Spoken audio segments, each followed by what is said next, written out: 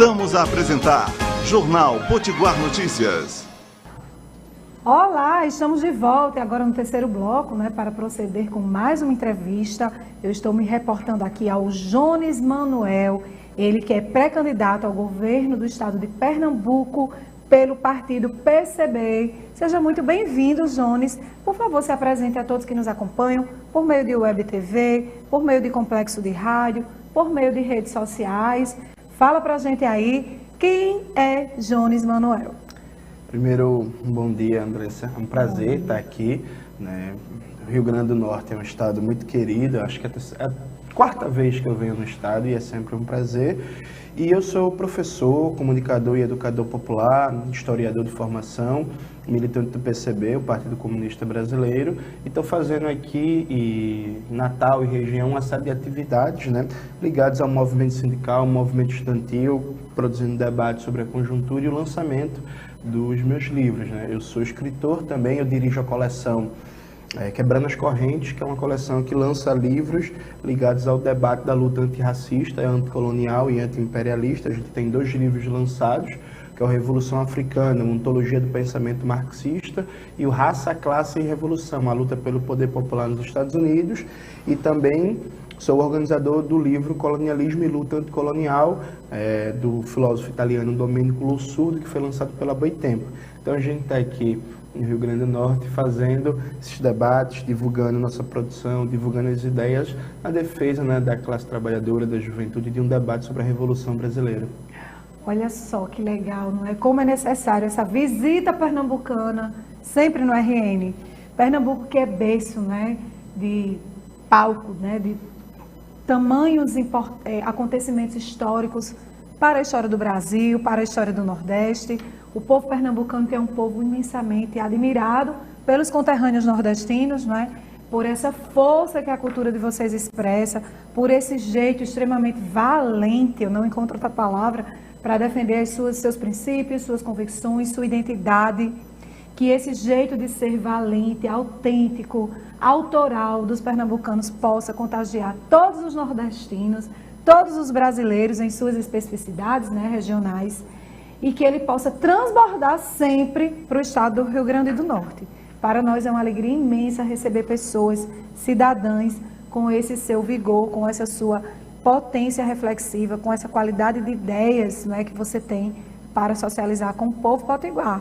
E a bancada do Potiguar Notícias vai estar sempre aberta para que você esteja presente aqui, conversando conosco sobre esses temas que são de seu interesse e que também são de interesse da sociedade por meio da inclusão social.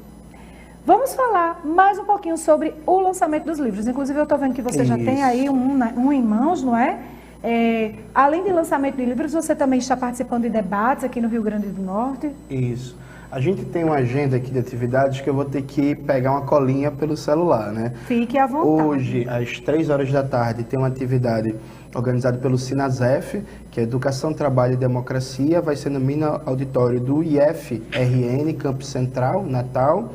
Amanhã tem uma atividade às 7 horas da noite, Revolução Brasileira, Atualidades e Desafios, na UFRN. E ainda no dia 6, a gente tem outra atividade, Luta contra as Opressões, de lançamento do livro Raça, Classe e Revolução, auditório do IFRN. Então a gente vai ter essas atividades hoje, quinta e sexta, fazendo esse debate com o conjunto da classe trabalhadora, da juventude, dos movimentos sociais, porque assim, o nosso Brasil, na entrevista anterior, o Pedro Gork falou sobre essas raízes escravocratas, esse histórico que a gente tem de negação da identidade, da cultura do povo brasileiro. O povo brasileiro, que é formado em sua maioria por população negra, a gente tem um povo que a maioria da nossa população, nossa classe trabalhadora, é negra e feminina, com suas raízes, inclusive, indígenas, como é o caso do Rio Grande do Norte, que tem essa origem indígena muito forte, que é negada, atacada historicamente, particularmente nesse momento atual que a gente vive, com o presidente Bolsonaro, que eu classifico como uma presidência liberal fascista, Eles são liberais na economia e fascistas nos costumes, que vem dentro desse debate negando cada vez mais essa característica essencial do povo trabalhador do nosso país, né? Então, a afirmação de um programa de luta antirracista, a afirmação da defesa dos povos indígenas, dos povos originários, a afirmação da diversidade que compõe a unidade do povo trabalhador no Brasil é cada vez mais importante, né? Enquanto estava vindo para cá, no carro, a gente estava lendo sobre a notícia do povo Yanomami, né? A gente teve um ato brutal de uma criança Yanomami de 12 anos que foi violentada, foi estuprada, em seguida a aldeia foi tocada a fogo e a gente tem o conjunto da população ali, da região, desaparecida. Né? Começou a ser uma campanha na internet, onde estão os Yanomamis que desapareceram, não se tem notícia, se eu não me engano são 25 pessoas. E aí, um povo indígena que estava sendo atacado por garimpeiros, né, ilegais, e com a conveniência total do governo federal, da Polícia Federal, sabe? Uma ausência de mobilização daqueles que deveriam defender a Constituição, daqueles que deveriam defender o Estado de Direito, para defender minimamente essa população indígena. Então, aproveito o espaço aqui do Potiguar Notícias para reforçar essa denúncia da perseguição da política de extermínio contra o povo Yanomami e contra a população indígena de maneira geral, né? Acho que durante essa pandemia, em que mais de 600 mil brasileiros foram assassinados, eu não digo nem que morreram, acho que foram assassinados porque a gente poderia ter tido vacina muito antes, a gente poderia ter tido uma política de controle do vírus muito melhor. A população indígena também foi particularmente atacada pelo vírus, né? O governo federal chegou a ser acusado internacionalmente de uma política proposital de genocídio contra a população indígena. Teve um debate bem formalista na internet na época, se a gente poderia falar de genocídio ou não na política do governo Bolsonaro para o Brasil como um todo.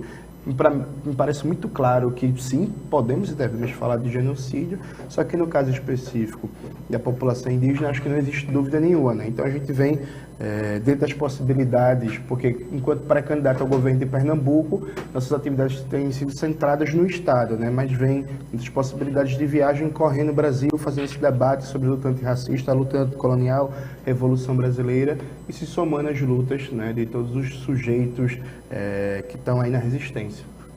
É isso mesmo. Jones, a gente observando aqui, vou até ressaltar aqui para quem está nos acompanhando pelo áudio, pelo visual, né? O audiovisual, olha aqui, que capa mais exuberante, uma capa com metáforas, tem mapas, não é? Com ilustração também aqui, um jogo de cores azul, laranja, branco, e o título do manuscrito é Colonialismo e Luta Anticolonial. Como a gente pode estar entendendo o conceito de colonialismo? Agora eu pergunto a Jones, além de pessoa, não é, de orientação política, mas também professor, educador popular, porque compreender sobre essa palavra, essa designação, é algo tão importante para a nossa cidadania. Veja, a gente pode pensar o colonialismo como um processo histórico de hierarquização dos povos, em que um país ou uma força política mais forte tenta subjugar e dominar a outra e negar a sua história, a sua cultura, a sua identidade, impondo valores estranhos a esse povo. Acho que um exemplo clássico é o que foi feito na virada do século XIX para o século XX em África, né? Os países europeus, potências europeias capitalistas, Alemanha, Inglaterra, França, Bélgica, invadiram e colonizaram os países de África e aí negaram, proibiram expressões religiosas, culturais, linguísticas, retiraram aquelas riquezas, né, saquearam objetivamente essas riquezas e fizeram com que a dinâmica de vida dos povos de África, dos diversos países e regiões, fossem destinadas a produzir riqueza para fora, para os países europeus. É o que o historiador brasileiro Caio Prado Júnior, ele fala de o sentido da colonização, né? A colonização é um instrumento de dominação que cria uma dinâmica de transferir riqueza para fora. Então você organiza a sociedade, a cultura, a política em prol do interesse dos dominadores, daqueles que conseguem ter a força para comandar o processo social, de você fazer com que um povo, ao invés de estar produzindo riqueza e cultura para si, para um desenvolvimento de uma sociedade, ele está sendo subjugado e dominado, produzindo riqueza e cultura para outro. Acho que um exemplo clássico que a gente tem aqui no Brasil, Andressa, é que, veja, O Rio Grande do Norte é um estado que, historicamente, né, tem investimentos da Petrobras, tem um protagonismo importante, né, na economia petroleira nacional. O Brasil, com a descoberta do pré-sal, transformou autossuficiente em petróleo, em óleo bruto, e se transformou em um dos maiores produtores do mundo em petróleo. A partir disso, o governo federal, na época, começou a investir numa política de refinaria, né? Porque a gente tem o petróleo bruto, a gente precisa produzir a gasolina, o diesel, os polímeros e por aí vai. O Brasil poderia ser um exportador de gasolina, de óleo diesel, de querosene e está ganhando muito, por exemplo, com esse aumento do preço do petróleo por causa, infelizmente, da guerra da Ucrânia. O que foi que aconteceu?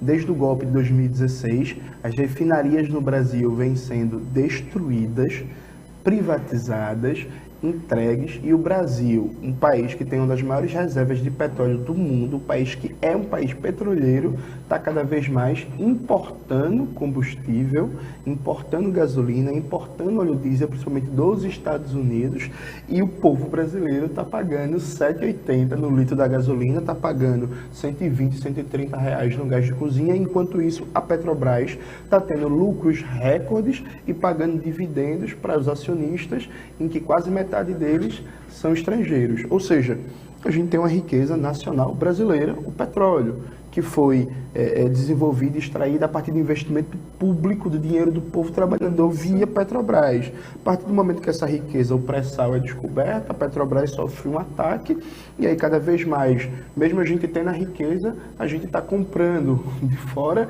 derivados do petróleo e a Petrobras, que deveria ser um patrimônio do povo brasileiro, é cada vez mais para gerar riqueza para os acionistas estrangeiros. Ou seja, isso é um exemplo clássico da dinâmica colonial, em que a riqueza do nosso povo, o nosso conhecimento, nossos recursos naturais são extraídos para gerar riqueza fora, principalmente nos Estados Unidos, que está ganhando muito com essa política tocada pelo governo Bolsonaro, essa política de falso patriotismo, né? Que eles falam tanto em ser patriota, em bandeira do Brasil, em hino nacional, mas o patriota de verdade é aquele que defende a riqueza do país. O patriota de verdade é aquele que defende que a nossa riqueza, a nossa capacidade de trabalho, nossa tecnologia vai ser usado para o bem do povo trabalhador, né? Então, que patriotismo é esse que a gente tem autossuficiência em petróleo e o Brasil está pagando, o brasileiro está pagando R$ 7,80 no litro de gasolina, R$ 120, R$ 130 reais no gás de cozinha. Jones Manuel, você foi altamente sagaz, preciso e, sobretudo, didático em explicar todos esses processos, né, para quem está acompanhando conosco essa edição, essa primeira edição do jornalismo de hoje, dia 4 de maio, não é? Como é bom poder desenvolver um papo, uma prosa imensamente didática para a gente efetivamente contagiar as pessoas que estão nos ouvindo, que não é pesquisador, historiador, geógrafo, não é jornalista e que muitas vezes estão ali um pouquinho distantes da compreensão do que efetivamente está acontecendo e que precisa ser denunciado. E a gente agora chama você para conversar um pouquinho sobre, já pensou? Um jovem de representação negra, lindo, com a cabeça imensamente projetada para os direitos humanos. Se essa pessoa senta na cadeira do governo do estado de Pernambuco, meu Deus, seria um sonho, não é? Fala pra gente sobre essa jornada. Veja, Andressa, a gente decidiu, né, enquanto partido PCB, lançar nossa pré-candidatura ao governo de Pernambuco, porque a gente entende que Pernambuco tem um histórico de luta, né? Pernambuco tem um histórico de rebeldia. Pernambuco ele foi uma vanguarda de luta na época do Brasil colonial, do Brasil Império. Pernambuco deu um dos maiores movimentos de luta pela terra da história desse país, que foram as Ligas Camponesas, que nasceram em Pernambuco, no Engenho Galileia e Vitória de Santo Antão. A gente esteve lá semana passada fazendo atividade. Pernambuco é a terra de uma pulsão de rebeldia, não só na política como na cultura, é a terra do Mangue Beat, né, a terra do Chico Sainz, de Nação Zumbi, é a terra do movimento armorial de Ariano Suassuna, que buscou defender a cultura nacional frente às ações, né, do imperialismo cultural. Então, veja, Pernambuco tem essa história de rebeldia, essa história de pulsão popular e que foi perdida nos últimos anos, que a gente tem há 16 anos um governo dirigido pelo PSB, que se colocava como um governo progressista, mas que efetivamente não governou enquanto um projeto popular, um projeto para a classe trabalhadora. A gente tem hoje o maior desemprego do Brasil pelo terceiro ano seguido, Pernambuco, no universo de 10 milhões de habitantes, tem quase 2 milhões em situação de insegurança alimentar grave ou moderada, ou seja, passando fome ou próximo disso. No universo de 10 milhões de habitantes, tem 1 milhão de pessoas analfabetas, infelizmente. A política de reforma agrária parou no Estado. A gente tem uma situação em que o funcionalismo público, por exemplo, sofre muito. Metade dos professores da rede são contratos precários, sem concurso público. Eu sou professor de História formado há mais de 10 anos que não tem concurso público para a área de humanas, né? Os professores de História, de Geografia e por aí vai. Ou seja, a gente tem uma série de problemas no Estado que está se acumulando. O povo trabalhador, a juventude, cada vez sente a necessidade de mudança, né? Percebe que a gente precisa de uma mudança de rumos, resgatar a força de Pernambuco, fazer com que Pernambuco volte a ser um exemplo nacional de políticas avançadas, de políticas públicas para a classe trabalhadora, na defesa do interesse público, com real participação popular, que toda a riqueza, que toda a cultura que é produzida pela classe trabalhadora seja desfrutada por ela.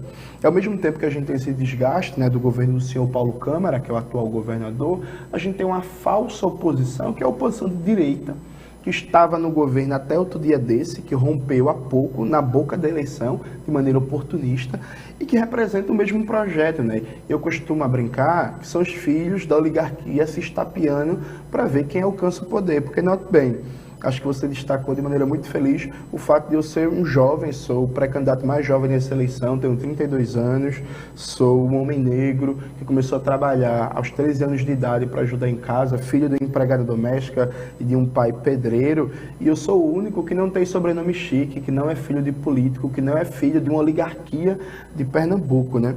Tem até uma brincadeira que a gente faz, porque o Miguel Coelho, que é um desses nomes, que é um candidato da direita, e que se diz que é oposição, mas até pouco tempo estava junto ao governo, o Miguel Coelho é de uma família que domina a Petrolina há mais de 100 anos, a família Coelho, né? Uma oligarquia, né? Sim. Típica, infelizmente, essa tradição nefasta de coronéis. De colonial também. Exatamente. Né? E aí o Miguel Coelho ele foi prefeito de Petrolina, ele gravou um videozinho de propaganda dizendo que Petrolina, antes da prefeitura dele, era uma cidade destruída, que segundo ele não tinha estrada, não tinha saneamento básico, não tinha água, não tinha escola em tempo integral. Aí você vê, mas calma, a família dele é prefeita de Petrolina, sabe, desde o tempo de minha avó, o avô dele foi prefeito, o bisavô foi prefeito, o tio foi prefeito, o pai foi prefeito, ou seja, se o sujeito na eleição chega dizendo que Petrolina era um inferno e ele transformou num paraíso, o que é mentira, né? Mas veja, quem transformou no inferno foi a família dele. Isso. Então a gente está falando de oligarquias que estão aí no poder há muito tempo, que não representam nenhuma mudança de verdade para o povo trabalhador, oligarquias que vão governar como o atual governador Paulo Câmara governa, para as empresas de ônibus, para os usineiros, para as construtoras, para essa minoria rica, privilegiada, e que para eles, Recife, Pernambuco, é um paraíso. Para a maioria do povo, não. Então a gente tem vários problemas estruturais que a gente acredita que só com a candidatura, aliás, uma pré-candidatura realmente comprometida com a classe trabalhadora, com a transformação radical, a gente vai conseguir enfrentar.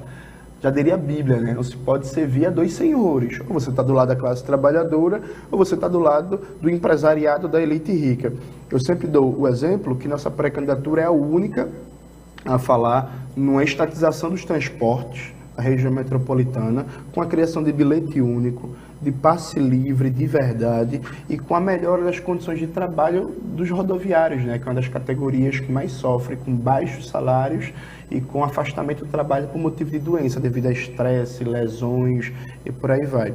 Então a gente tem uma perspectiva muito positiva de que a gente vai conseguir apresentar para o povo trabalhador de Pernambuco e para a juventude uma proposta de mudança radical, um programa socialista para Pernambuco, para empolgar do litoral ao sertão e fazer com que Pernambuco volte a ter esse papel de vanguarda na política nacional, dando uma contribuição para derrotar Bolsonaro, que é fundamental. A gente quer que Pernambuco tenha 95% dos votos contra Bolsonaro, e também para derrotar o que a gente vem chamando de falsa esquerda em Pernambuco, que é o PSB, tendo uma esquerda de verdade, ocupando o Palácio do Campo das Princesas, que é a sede do governo, que se o PCB ganhar, das primeiras medidas vai ser mudar o nome para Palácio Gregório Bezerra, em homenagem ao grande comunista, herói do povo trabalhador. Muito legal. Jones Manoel, muito obrigada por sua presença no Potiguar Notícias hoje. Saio desta primeira edição com a sensação de que tive um turno do meu dia que aprendi imensamente, né, na companhia aqui de mais um filho pernambucano ilustre, lúcido, extremamente consciente politicamente, que vem aqui no Rio Grande do Norte para colaborar conosco e nos dar verdadeira aula de cidadania e de cabeça bem feita. Muito obrigada mais uma vez por sua presença. Agora sim, eu